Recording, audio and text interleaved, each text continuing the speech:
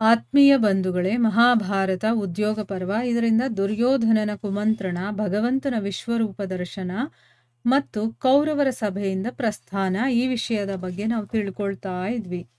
ಹೋದ ಭಾಗದಲ್ಲಿ ಭಗವಂತ ದುರ್ಯೋಧನನಿಗೆ ಹೇಳ್ತಾನೆ, ನಾನೊಬ್ನೇ ಇದ್ದೀನಿ ಅಂತ ನೀನು ತಿಳ್ಕೊಂಡಿದ್ಯಾ, ನನ್ನನ್ನು ಬಂಧಿಸ್ಬಿಡ್ಬೋದು ಅಂತ, ನನ್ನ ಜೊತೆ ಯಾರ್ಯಾರಿದ್ದಾರೆ ನೋಡು ಅಂತಂದ್ಬಿಟ್ಟು ತನ್ನ ವಿಶ್ವರೂಪ ದರ್ಶನವನ್ನು ತೋರಿಸ್ತಾ ಇದ್ದಾನೆ.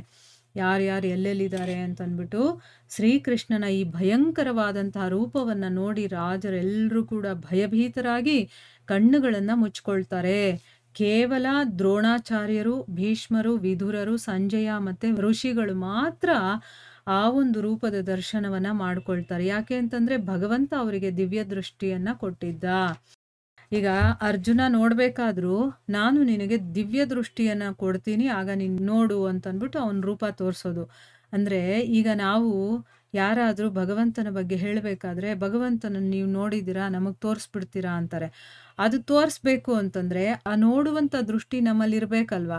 ಆ ಯೋಗ್ಯತೆ ನಾವು ಪಡ್ಕೊಂಡಾಗ್ತಾನೆ ನಮಗೆ ಸಿಗೋದು. ಭಗವಂತ ನಮಗೆ ಕೊಡ್ತಾನೆ, ಆದರೆ ಆ ಯೋಗ್ಯತೆ ಸಂಪಾದನೆ ಮಾಡಬೇಕಾಗಿರೋದು ಯಾರು? ನಾವಲ್ವಾ. ಅದಕ್ಕೆ ನಾವು ಯೋಗ್ಯತೆಯನ್ನು ಪಡೆದಾಗ ಅದು ಸಿಗುತ್ತೆ. ಅದಕ್ಕೋಸ್ಕರ ನೋಡಿ, ಇಲ್ಲಿ ಯಾರ್ಯಾರಿಗೆ ಯೋಗ್ಯತೆ ಇತ್ತೋ ಅವ್ರಿಗೆ ಮಾತ್ರ ಆ ದೃಷ್ಟಿಯನ್ನು ಕೊಡ್ತಾನೆ. ಅದಕ್ಕೆ ಅವರು ನೋಡೋದಕ್ಕಾಯ್ತು. ಸಭಾಭವನದಲ್ಲಿ ಭಗವಂತನ ಈ ಅದ್ಭುತ ಕೆಲಸವನ್ನು ನೋಡಿ ದೇವತೆಗಳ ದುಂದುಬಿಗಳ ಶಬ್ದ ಆಗೋದಕ್ಕೆ ಶುರುವಾಗುತ್ತೆ. ಮತ್ತು ಆಕಾಶದಿಂದ ದೇವತೆಗಳು ಪುಷ್ಪವೃಷ್ಟಿಯನ್ನು ಮಾಡ್ತಾರೆ. ಆಗ ಧೃತರಾಷ್ಟ್ರ ಹೇಳ್ತಾನೆ, ಕಮಲನಯನನೇ, ಇಡೀ ಜಗತ್ತಿನ ಹಿತಕಾರಿ ನೀನು, ಅದಕ್ಕೋಸ್ಕರ ನೀನು ನಮ್ಮ ಮೇಲೆ ಕೃಪೆ ಮಾಡು. ನನ್ನ ಪ್ರಾರ್ಥನೆ ಏನಪ್ಪ ಅಂತಂದರೆ, ಈಗ ನನಗೆ ದಿವ್ಯ ನೇತ್ರಗಳನ್ನು ಕೊಡು ಅಂತ ಕೇಳ್ಕೊಳ್ತಾ ಇದ್ದಾನೆ. ಅಂದರೆ ಭಗವಂತ ತನ್ನ ರೂಪವನ್ನು ತೋರಿಸಿದ್ದಾನೆ ಅನ್ನೋದು ಗೊತ್ತಾಯ್ತು ಅವನಿಗೆ. ಅದಕ್ಕೋಸ್ಕರ ನನಗೆ ದಿವ್ಯ ನೇತ್ರಗಳನ್ನು ಕೊಡು. ಯಾಕೆ ಅಂತಂದರೆ ನೀನು ಇಡೀ ಜಗತ್ತಿಗೆ ಹಿತಕಾರಿ, ನೀನು ನನ್ನ ಮೇಲೆ ಕೃಪೆ ಮಾಡು, ಎಲ್ಲರಿಗೂ ಒಳ್ಳೇದು ಮಾಡುವಂಥವನು, ನನಗೂ ಕೂಡ ಕೃಪೆ ಮಾಡಿ ನನಗೆ ದಿವ್ಯ ನೇತ್ರಗಳನ್ನು ಕೊಡು. ನಾನು ಕೇವಲ ನಿನ್ನ ದರ್ಶನವನ್ನು ಮಾತ್ರ ಮಾಡಬೇಕು ಅಂತಿದ್ದೀನಿ, ಬೇರೆ ಯಾರನ್ನೂ ನೋಡುವಂಥ ಆಸೆ ನನಗಿಲ್ಲ ಅಂತ ಹೇಳ್ತಾ ಇದ್ದಾನೆ.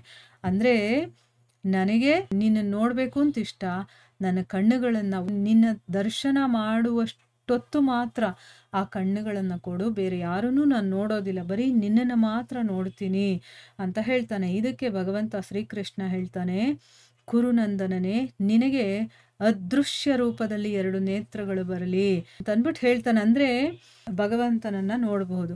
ಯಾವಾಗ ಸಭೆಯೊಳಗೆ ಕೂತ್ಕೊಂಡಿದ್ದಂಗೆನೆ ರಾಜರು ಮತ್ತು ಋಷಿಗಳು ಮಹಾರಾಜ ಧೃತರಾಷ್ಟ್ರನಿಗೆ ನೇತ್ರಗಳು ಪ್ರಾಪ್ತವಾಗಿದ್ದನ್ನು ನೋಡಿದ್ರು ಅವರಿಗೆ ಬಹಳ ಆಶ್ಚರ್ಯ ಆಗುತ್ತೆ. ಮತ್ತು ಅವರು ಶ್ರೀಕೃಷ್ಣನನ್ನು ಸ್ತುತಿ ಮಾಡೋದಕ್ಕೆ ಶುರು ಮಾಡ್ತಾರೆ. ಆಗ ಪೃಥ್ವಿ ಎಲ್ಲ ಅಲುಗಾಡೋದಕ್ಕೆ ಶುರುವಾಗುತ್ತೆ, ಸಮುದ್ರದಲ್ಲಿ ಕೋಲಾಹಲ ಉಂಟಾಗುತ್ತೆ, ಮತ್ತು ರಾಜರೆಲ್ಲರೂ ಕೂಡ ತಟಸ್ಥರಾಗೋಗ್ತಾರೆ. ಆಮೇಲೆ ಭಗವಂತ ಏನು ಮಾಡ್ತಾನೆ, ಆ ಸ್ವರೂಪವನ್ನು ತನ್ನ ದಿವ್ಯ ಅದ್ಭುತ ಮತ್ತು ಚಿತ್ರ ವಿಚಿತ್ರ ಮಾಯೆಯನ್ನು, ಅಲ್ಲಿ ಏನೇನೆಲ್ಲ ಕಾಣಿಸ್ತಾ ಇತ್ತೋ ಚಿತ್ರ ವಿಚಿತ್ರವಾಗಿ ಅದನ್ನೆಲ್ಲ ಹಿಂದೆ ತಗೊಳ್ತಾನೆ. ಈಗಿಲ್ಲಾಂದರೆ ಭೂಮಿಯೆಲ್ಲ ಅಲುಗಾಡ್ತಾ ಇದೆ, ಸಮುದ್ರದಲ್ಲಿ ಕೋಲಾಹಲ, ಇನ್ನೇನೇನು ಆಗ್ಬಿಡುತ್ತೋ ಅಂತಂದ್ಬಿಟ್ಟು ಅವನು ಮತ್ತೆ ತನ್ನ ಮಾಯೆಯನ್ನು ವಾಪಸ್ ತಗೊಳ್ತಾನೆ. ಆಮೇಲೆ ಅವನು ಋಷಿಗಳಿಂದ ಆಜ್ಞೆಯನ್ನು ಪಡ್ಕೊಂಡು ಸಾತ್ಯಕಿ ಮತ್ತು ಕೃತವರ್ಮನ ಕೈ ಹಿಡ್ಕೊಂಡು ಸಭಾಭವನದಿಂದ ಅವನು ಹೊರಟು ಹೋಗ್ತಾನೆ. ಅವನು ಹೋಗಿದ ತಕ್ಷಣವೇ ನಾರದಾದಿ ಋಷಿಗಳೂ ಕೂಡ ಅಂತರ್ಧಾನರಾಗ್ತಾರೆ. ಈ ಕೃಷ್ಣನೇ ಇಲ್ಲ ಅಂದಮೇಲೆ ನಾವೇನು ಮಾಡೋಣ ಇಲ್ಲಿ ಇತ್ಕೊಂಡು ಅಂತ ಅವರೆಲ್ಲರೂ ಕೂಡ ಅಂತರ್ಧಾನರಾಗ್ಬಿಡ್ತಾರೆ. ಶ್ರೀಕೃಷ್ಣ ಹೋಗ್ತಾ ಇರೋದನ್ನು ನೋಡಿ ರಾಜರೊಡನೆ ಎಲ್ಲ ಕೌರವರು ಕೂಡ ಅವನ ಹಿಂದೆನೇ ಹೋಗ್ತಾರೆ. ಆದರೆ ಶ್ರೀಕೃಷ್ಣ ಆ ರಾಜರ ಕಡೆ ಸ್ವಲ್ಪನೂ ಕೂಡ ಗಮನ ಕೊಡಲಿಲ್ಲ. ಅಷ್ಟರಲ್ಲಿ ದಾರುಕ ಏನು ಮಾಡ್ತಾನೆ, ಅವನ ದಿವ್ಯ ರಥವನ್ನು ಸಜ್ಜುಗೊಳಿಸಿ ಅಲ್ಲಿಗೆ ತಗೊಂಡು ಬರ್ತಾನೆ. ಭಗವಂತ ರಥದಲ್ಲಿ ಕೂತ್ಕೊಳ್ತಾನೆ. ಅವರ ಜೊತೆಯಲ್ಲೇ ಮಹಾರಥಿ ಕೃತವರ್ಮ ಕೂಡ ಹತ್ತುತ್ತಾ ಇರೋದು ಅವನಿಗೆ ಕಾಣಿಸುತ್ತೆ. ಈ ರೀತಿ ಅವರು ಹೊರಟಿದ್ದನ್ನು ನೋಡಿ ಮಹಾರಾಜ ಧೃತರಾಷ್ಟ್ರ ಹೇಳ್ತಾನೆ, ಜನಾರ್ದನನೇ, ಮಕ್ಕಳ ಮೇಲೆ ನನ್ನ ಬಲ ಎಷ್ಟು ಕೆಲಸ ಮಾಡುತ್ತೆ ಅನ್ನೋದನ್ನ ನೀನೇ ಪ್ರತ್ಯಕ್ಷವಾಗಿ ನೋಡಿದ್ಯಾ. ಅಂದರೆ ನಾನೇನು ಮಾಡೋಕ್ಕಾಗಲ್ಲ ನನ್ನ ಮಕ್ಕಳ ಮುಂದೆ ಅಂತ ಹೇಳ್ತಾ ಇದ್ದಾನೆ.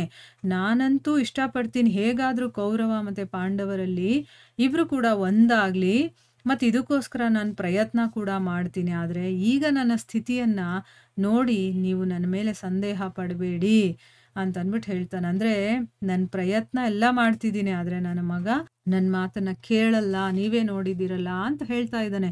ಇದಕ್ಕೆ ಭಗವಂತ ಕೃಷ್ಣ ರಾಜ ಧೃತರಾಷ್ಟ್ರ ಮತ್ತು ದ್ರೋಣಾಚಾರ್ಯ, ಭೀಷ್ಮ, ವಿದುರ, ಕೃಪಾಚಾರ್ಯ ಮತ್ತು ಬಾಹ್ಲಿಕ ಇವ್ರಿಗೆ ಹೇಳ್ತಾನೆ, ಈ ಸಮಯದಲ್ಲಿ ಕೌರವರ ಸಭೆಯಲ್ಲಿ ಏನೆಲ್ಲ ನಡೀತೋ ಅದನ್ನೆಲ್ಲ ನೀವೆಲ್ಲ ಪ್ರತ್ಯಕ್ಷವಾಗಿ ನೋಡಿದ್ದೀರಾ, ಮತ್ತು ಇದೆಲ್ಲ ನಿಮ್ಮೆಲ್ಲರ ಮುಂದೆನೇ ಆಗಿದೆ. ಆ ಮಂದಬುದ್ಧಿ ದುರ್ಯೋಧನ ಯಾವ ರೀತಿ ಬುಸ್ಕುಡ್ತಾ ಸಭೆಯಿಂದ ಹೊರಟು ಹೋದ ನೋಡಿ. ಮಹಾರಾಜ ಧೃತರಾಷ್ಟ್ರ ಕೂಡ ಈ ವಿಷಯದಲ್ಲಿ ತಮ್ಮನ್ನು ಅಸಮರ್ಥರು ಅಂತ ಹೇಳ್ತಾ ಇದ್ದಾರೆ. ಅದಕ್ಕೋಸ್ಕರನೇ ಈಗ ನಾನು ನಿಮ್ಮೆಲ್ಲರಿಂದ ಆಜ್ಞೆಯನ್ನು ಕೇಳ್ತಾ ಇದ್ದೀನಿ. ಮತ್ತು ರಾಜ ಯುಧಿಷ್ಠಿರನ ಹತ್ರ ನಾನು ಹೋಗ್ತೀನಿ, ಯಾಕಂದರೆ ಸಂಧಿ ಆಗಲ್ಲ ಅನ್ನೋದು ಗೊತ್ತಾಯ್ತಿಲ್ಲಿ. ಯಾಕಂದರೆ ಅವನು ಯಾವುದಕ್ಕೂ ಒಪ್ತಾ ಇಲ್ಲ. ಅವನು ಎಷ್ಟು ಕೋಪ ಮಾಡಿಕೊಂಡು ಸಭೆನೇ ಬಿಟ್ಟು ಹೊಟ್ಟೋದ. ನನ್ನ ಮಗನಿಗೆ ನಾನು ಬುದ್ಧಿ ಹೇಳೋದಕ್ಕೆ ನನ್ನ ಕೈಯಲ್ಲಿ ಆಗ್ತಾ ಇಲ್ಲ ಅಂತ ಧೃತರಾಷ್ಟ್ರನೂ ಹೇಳ್ತಾ ಇದ್ದಾನೆ.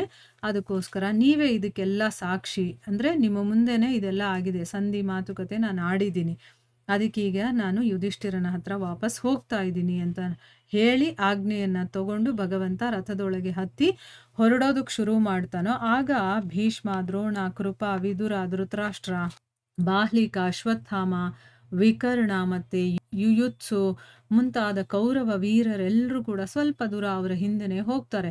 ಆಮೇಲೆ ಇವರೆಲ್ಲ ನೋಡ್ತಾ ಇದ್ದ ಹಾಗೇನೆ ಭಗವಂತ ತನ್ನ ಅತ್ತೆ ಕುಂತಿಯನ್ನು ಭೇಟಿಯಾಗೋದಕ್ಕೆ ಅಂತ ಹೋಗ್ತಾನೆ.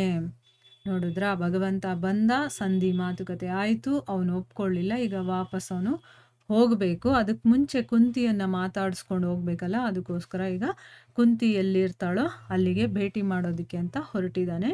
ಇಲ್ಲಿಗೆ ನಾವು ನಿಲ್ಲಿಸೋಣ. ಹರೇ ಕೃಷ್ಣ.